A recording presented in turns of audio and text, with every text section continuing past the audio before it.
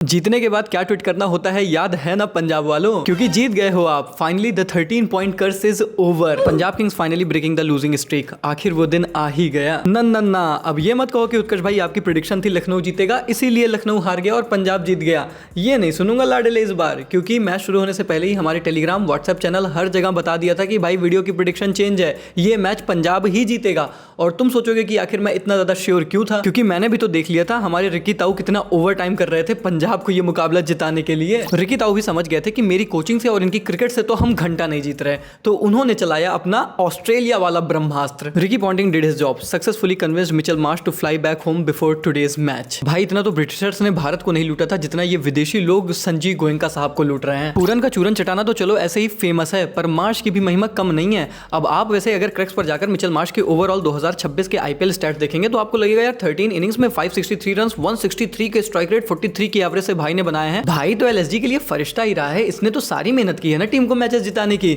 भाई साहब कभी कभी आंकड़े ओवरऑल ना थोड़ा सा झूठी कहानी बयां करते हैं। अगर एक्चुअली में आप इनके आंकड़े जाकर स्प्लिट वाइज मैचेस में देखेंगे तो शुरू के 8 मैचेस जब एलएसजी के प्लेऑफ्स में जाने के चांसेस थे तो उस वक्त इनकी नॉक थी 35, 14, 15, 11 और उसके बाद जब 40 की 2 नॉक आई भी, एक 32 बॉल पे और एक 28 बॉल पे, और उसके बाद एक 55 बनाया 41 बॉल पे और फिर 2 रन की पारी खेली। यहां तक एलएसजी के ऑलमोस्ट एलिमिनेशन के चांसेस कंफर्म हो गए। और उसके बाद भाई की नॉक देखो 44, 111, 10, 90 एंड 96। दूसरे जनों की तरह भाई ने भी शुरू में ऐसी परफॉर्मेंस की कि एलएसजी एलिमिनेट भी हो जाए और उसके बाद ऐसी परफॉर्मेंस की कि भाई साहब अगले सीजन रिटेन भी हो जाए। और फिर जब ये सब हो गया तो हमारे मार्श भाई चल दिए ऑस्ट्रेलिया के लिए ओडीआई सीरीज खेलने अगेंस्ट पाकिस्तान, वो भी वो सीरीज जो अभी एक हफ्ते बाद है। इसीलिए खेल तो पूरा आप तब समझोगे जब पूरी कहानी देखोगे। ऊपर से तो कहानी बड़ी सही नजर आई थी। महाभारत की एक बड़ी फेमस लाइन है कि रणभूमि में युद्ध हो उसके पहले मनभूमि में खेला जाता है, और मैं समझ गया था कि पॉन्टिंग भाई ने मनभूमि में खेल दिया है। और इसीलिए लास्ट मोमेंट पे मैंने अपनी प्रेडिक्शन चेंज की थी। और फिर से आप लोगों से कहूंगा कि फटाफट जाकर हमारा टेलीग्राम चैनल ज्वाइन करो। कल एक दिन में यार आपने हमारे 15,000 नए सब्सक्राइबर्स करा दिए।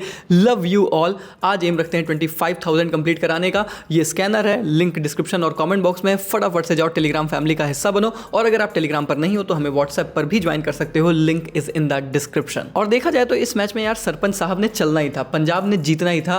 व्यक्तिगत मामला जो था, एक तो सामने लखनऊ थी। याद है ना पंत भाई का वो फेमस वाला इंटरव्यू? एलएसजी को ज्वाइन करने के बाद ऋषभ पंत ने कहा था ना एक इंटरव्यू में, मेरे को अंदर से एक ही टेंशन था, पंजाब वाले भी कह रहे थे गोली नहीं मारेंगे साले को, कह के लेंगे उसकी। और फिर ये सरपंच साहब के लिए और भी ज्यादा पर्सनल तब बन गया जब उन्हें पता चला कि आज की हमारी जीत से क्या पता हम प्लेऑफ्स में जाएं या फिर ना जाएं, लेकिन आज अगर हम अच्छे मार्जिन से जीत गए तो केकेआर एलिमिनेशन के दरवाजे पर जरूर चली जाएगी।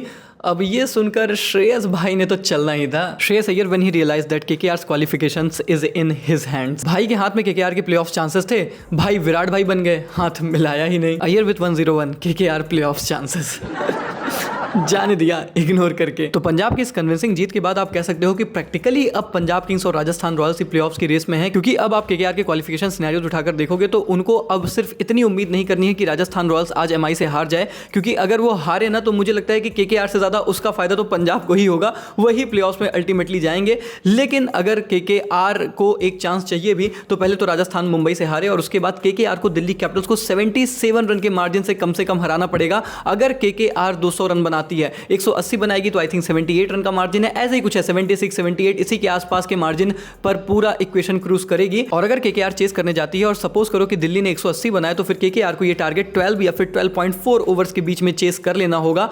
प्रैक्टिकली ये चीजें थोड़ी सी मुश्किल ही नजर आती हैं, स्पेशली जब आप ये देखते हो कि केकेआर के लिए ओपन करेंगे रहाणे और नंबर 3 पर आएंगे रघुवंशी। मैं कहता हूं इम्पॉसिबल ही कह दे लाडले। और फिर भाई ये सब बातें तभी मैटर करेंगी जब राजस्थान रॉयल्स मुंबई से हारेगा। पता लगा राजस्थान दोपहर में जीत गया तो फिर शाम के मैच का मतलब ही क्या है। बाकी इसके पहले पंजाब हार रहा था तो उन्हें रोस्ट करने वाले बहुत थे, अब पंजाब जीत रहा है तो उन्हें रोस्ट करने वाले उनकी टीम में ही हैं। इस मैच के बाद Harpreet Brar literally posted on his Instagram account with a photo of Priyansh Arya and Arshdeep Singh, और प्रियांश को लिखा भाई ने स्लॉगर और अर्शदीप को लिखा व्लॉगर। भाई brutally roasted both the players. देखो स्लॉगर का तो पता नहीं, पर दूसरा बंदा व्लॉगर जरूर बन गया है, वो भी full time. Bro is now full time content creator, part time cricketer. वाइडी पाजी right now is the definition of Snapchat चलाऊं रात भर और बॉलिंग करूं। भाई जिस मैच में शशांक स्टार्क सिंह भी 9 की इकॉनमी से 1 विकेट लेकर गया है, उस मैच में भी भाई ने 18 बॉल 50 बनाई है। Not Shreyas Iyer, neither Prabh Simran, nor Priyansh Arya, Arshdeep Singh becomes the first Punjab Kings player to cross 500 runs this IPL. पाजी पर्पल कैप की रेस में दौड़ना था, आप ऑरेंज कैप की रेस में दौड़ रहे हो। IPL 2024 500 plus run, IPL 2025 500 plus run, IPL 2026 500 plus run, even in IPL 2023 493 run.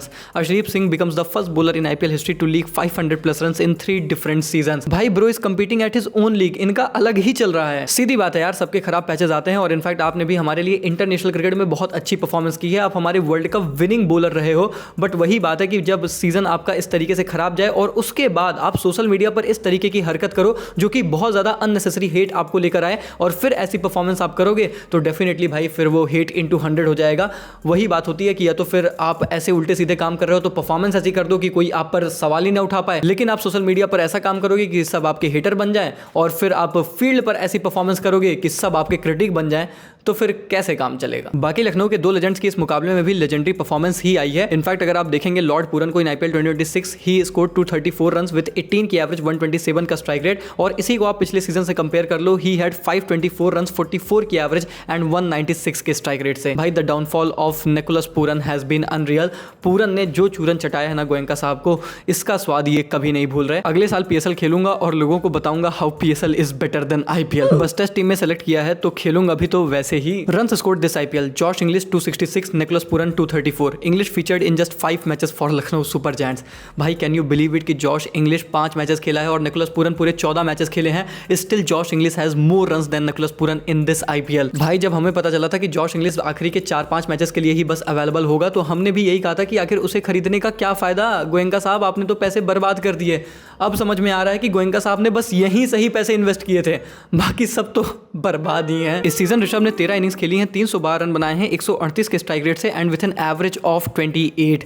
I mean एक कप्तान के तौर पर आप 27 करोड़ अपनी टीम से ले रहे हो, these are just super horrible stats. और सच बता रहा हूँ, जिस तरीके से ऋषभ पंत की टेक्निक रही है, क्रिकेट रही है इस पूरे सीजन, ऐसा लगता है कि जैसे T20 क्रिकेट ना तो मानो उनके अंदर से कहीं जा चुकी है, वो सोल ही लेफ्ट कर चुकी है बॉडी। मुझे तो समझ ही नहीं आता कि ये वही हमारा स्पाइडरमैन ऋषभ पंत है जिसे हम 2019-2020 में देखा करते थे और हमें लगता था कि T20 का एक जनरेशनल टैलेंट टीम इंडिया के हाथ आया है, और अब तो ऐसा लगता है मानो bro is so finished with his T20 cricket. और चलो पंत भाई के रन नहीं आ रहे हैं वो भी ठीक है, पर अभी मैं क्रिक्स का ही सोशल मीडिया देख रहा था, उन्होंने ही ये स्टैट डाले थे। Lowest win percentage as an captain for a team minimum 25 matches में 32% थे कुमार संगकारा के फॉर डेक्कन, 37% है ऋषभ के for Lucknow, 39% of Hardik for Mumbai and 42% of Ruturaj for Chennai. यानी कि करंट कैप्टन के लिस्ट में सबसे ज्यादा वर्स्ट स्टैट्स हैं ऋषभ पंत के। आई मीन एक तरफ आपके बल्ले से रन नहीं आ रहे हैं, दूसरी तरफ आपकी कैप्टनसी रिकॉर्ड भी सबसे ज्यादा वर्स्ट हैं, और तीसरी तरफ आप विकेट कीपिंग पे भी कैचेस ड्रॉप कर रहे हो।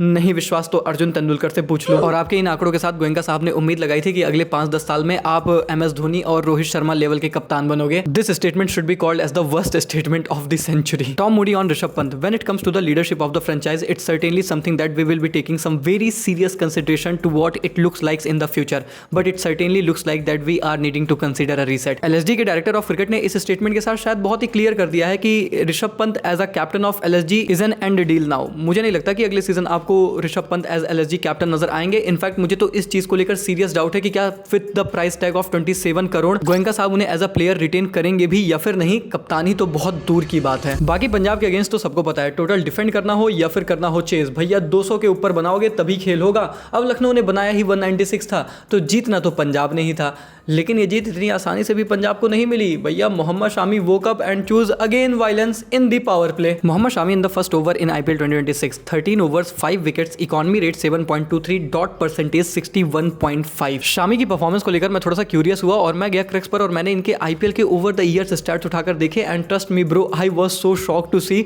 कि इस बंदे ने लिटरली हर एक टीम, हर एक फ्रेंचाइज के लिए ओवर द ईयर्स डिलीवर किया है। फिर चाहे ये जिस भी टीम के लिए खेले हो, इन्होंने हमेशा कंसिस्टेंटली परफॉर्म किया है, बस पिछले सीजन हैदराबाद को छोड़कर। शामी भाई का फेल बस मैरिज, हेयर ट्रांसप्लांट और हैसारेज के लिए एक सीजन ही रहा है, बाकी bro has been literally consistent and unstoppable for all all the franchise that he has ever played. And in fact इस सीजन भी एट द एज ऑफ 35 भाई ने 13 इनिंग्स में 12 विकेट लिए हैं for LSG with an economy of 9 and strike rate of 25। Agarkar और शामी के बीच की ईगो क्लैश नहीं बस इनको इंडियन टीम में फिर से एंटर करने से रोक रखा है, वरना जो बताया जाता है by our selector that he is not fit, he is not ready, उनकी एज उनको हैंडल कर रही है, that has definitely not been the case. At least उनकी परफॉर्मेंसेस तो कंसिस्टेंटली ना सिर्फ केवल आईपीएल में बल्कि डोमेस्टिक क्रिकेट में भी हमने देखी है।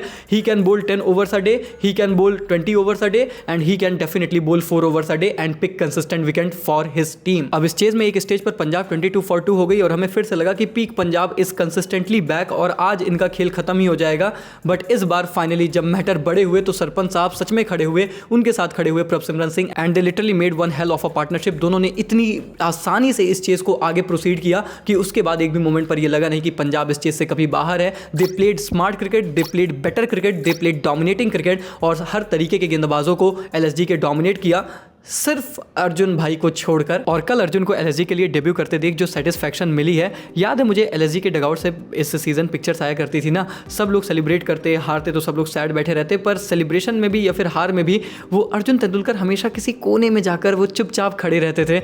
ऐसा लगता था कि मानो वो इस टीम में है तो, पर टीम का हिस्सा शायद है नहीं, यहाँ वो प्रेजेंट है नहीं, क्योंकि उस बंदे के भी दिमाग में तो यही चलता था ना, इट इज़ नॉट ईजी जब आपके सरनेम में वो तेंदुलकर लिखा है। लोग आपको हमेशा उसी नज़र से देखते हैं, उस मेरिट से जज करते हैं, but you are different, you have to make your own identity और उस आइडेंटिटी को पाने के लिए भी कम से कम मौके तो मिले। एलएसजी के साथ भी उनकी स्टोरी वही सेम थी जो एमआई के साथ रहती थी। लास्ट में 1-2 मैचेस में मौके मिलते, 2-3 दिन लोग बात करते और उसके बाद सब भूल जाते। इस सीज़न तो लग रहा था कि शायद कहानी उससे भी ज़्यादा खराब होगी, क्योंकि आखिरी मैच तक एक भी मौका नहीं मिला था, पर आखिरी मैच में मिलता है। और इस बार कहानी और अलग थी भी यार, क्योंकि मुझे याद है कि अभी कुछ दिन पहले ही तो अर्जुन की शादी हुई थी ना। क्या आपको ये पता है कि शादी के एक दिन पहले भी बंदा क्रिकेट खेल रहा था, शादी के एक दिन बाद भी खेलने गया था। This is the consistency of Arjun Tendulkar, but he never give up. और मुझे याद है इनफैक्ट कि अभी तो शादी के बाद उनकी वाइफ हर दिन एलएसजी के मैचेस को देखने आया करती थी, but she never saw Arjun playing till yesterday. और जब कल उन्होंने खेला ना, उन्होंने अपनी प्रेजेंस को फील कराया और in fact luck was not on his side. Samad ने उनको स्ट्राइक नहीं दी, फिर पंत ने उनके कैचेस भी ड्रॉप किए, but bro just focused on his task और एक बेहतरीन यॉर्कर से प्रभसिमरन को आउट किया। इसके पहले भी किया था, इसके पहले भी आईपीएल में विकेटें चटकाई थी, but this time it all felt different, क्योंकि मुझे तो लगता है कि पर्सनली अर्जुन तेंदुलकर का जो असल डेब्यू हुआ है ना, वो कल के मैच में हुआ है। कल की परफॉर्मेंस से मुझे ऐसा लगा कि शायद लोग will finally be able to recognise him and most definitely respect him. खैर भाई, रिस्पेक्ट तो सरपंच साहब के लिए भी है फॉर दिस अमेजिंग सेंचुरी वाली नॉक। मतलब भाई ने वो लास्ट बॉल पे जो छक्का लगा के सेंचुरी लगाई, that celebration tell you the story की कितनी फ्रस्ट्रेशन भाई के अंदर छुपी थी फॉर ऑल दीज गेम्स। जिस तरीके से पहले उन्हें इतना ज़्यादा हाइप किया गया, फिर पिछले 5-6 मैचेस में जिस तरीके से वो ट्रॉल हुए, वो सेंचुरी के सेलिब्रेशन में, उस जीत में वो खुशी नजर आई थी। एंड अगेन यार, Shreyas Iyer is a wonderful cricketer, we all know this, but पिछले 5-6 मैचेस उनके भी, उनके टीम के भी काफ़ी ऊपर नीचे गए। बट अब देखना है कि क्या इस जीत की वजह से उनके प्लेऑफ्स में जाने के चांसेस या फिर उनकी कमबैक स्टोरी को मौका मिलेगा भी या फिर नहीं। आज है भैया डबल हेडर, तगड़ा मुकाबला, आज होगा इनकी किस्मत का फैसला। और मैं देख रहा हूं कि क्रिक्स के सोशल पर भी लगातार यही बातें चल रही हैं, लोग प्लेऑफ्स के चांसेस डाल रहे हैं, लोग डिस्कस कर रहे हैं कि भाई साहब आज की जो डबल हेडर है ना, ये बता देंगे कि आखिर क्या सीन सपाटा बनने वाला है। अब सबको पता है कि भाई दोपहर में मुकाबला है एमआई वर्सेस आरआर। अब ये वानखेड़े पर मैच है, ये एमआई को एडवांटेज है, दोपहर का मैच है, मुझे लगता है ये राजस्थान को थोड़ा सा एडवांटेज है, पर राजस्थान को बड़ा एडवांटेज ये भी है कि Jadeja and Riyan Parag both are fit and available for this game. तो पराग भाई will be back as the captain. और आपको तो पता है भाई, इस मैच को अगर जीतना है राजस्थान को, किसके तंबू पर उनका बम्बू है, वो 15 साल के छोटे बम्बू के बच्चे पर, तो भाई उनको चलना बहुत ज़रूरी है। It is a big game, big game for Rajasthan. Playoffs की जो है उनकी जो बाजी है वो दाव पर यहाँ पर लगी हुई है। अगर जीत जाएंगे तो आपको पता है आसानी से प्लेऑफ्स में चले जाएंगे। मुझे क्या लगता है पता है, मुझे लगता है जीत भी जाएंगे। मुझे लगता है राजस्थान ये मैच जीत रहा है। This is what I just feel. मतलब अगर हार्दिक भाई नहीं खेले तो ही चांसेस हैं एमआई के, अगर हार्दिक भाई खेले तो तुम्हें तो पता ही है। वहीं पर दोस्तों अगर बात करें शाम के मुकाबले के बारे में, तो दिल्ली कैपिटल्स वर्सेस केकेआर। अब देखो जेन्युइनली मैं आपको बताऊं, केकेआर के हाथ से सिनेरियोस ऑलमोस्ट इंपॉसिबल से ही हो रखे हैं। मतलब अगर वो जीत भी गए तो मुझे नहीं लगता इतने बड़े मार्जिन से दिल्ली कैपिटल्स हारने वाली है। दिल्ली इतनी भी खराब टीम नहीं है।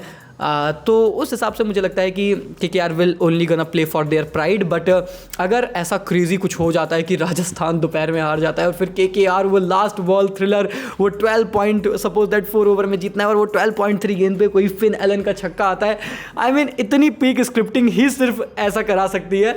रियलिटी में तो थोड़ा सा मुश्किल नजर आता है। हालांकि मुझे लगता है मुकाबला KKR ही जीतेगी शायद, बट शायद उस जीत का उतना बड़ा इंपैक्ट ना पड़े। बट नेवरथलेस अगर वो नहीं भी जाते हैं प्लेऑफ्स में, उनके जो पूरे ये रन रहा है that has been just iconic और उस चीज़ की रिस्पेक्ट बनती है। खैर आपको क्या लगता है दोस्तों, कौन जीत रहा है मुकाबला, कौन जा रहा है with as 4th team in the playoffs, मुझे कमेंट सेक्शन में ज़रूर बताएं। इस वीडियो से एम रखते हैं भाई 488 के सब्सक्राइबर्स का ज़रूर पूरा करा देना। आपका प्यार, आपको सपोर्ट चाहिए और फटाफट से टेलीग्राम पर जाओ, 25 के सब्सक्राइबर्स की फैमिली बनाओ। Link is in the description and comment box. Cricks को चेकआउट करना मत भूलो। मिलते हैं तब तक के लिए, take care, good bye, thank you so much.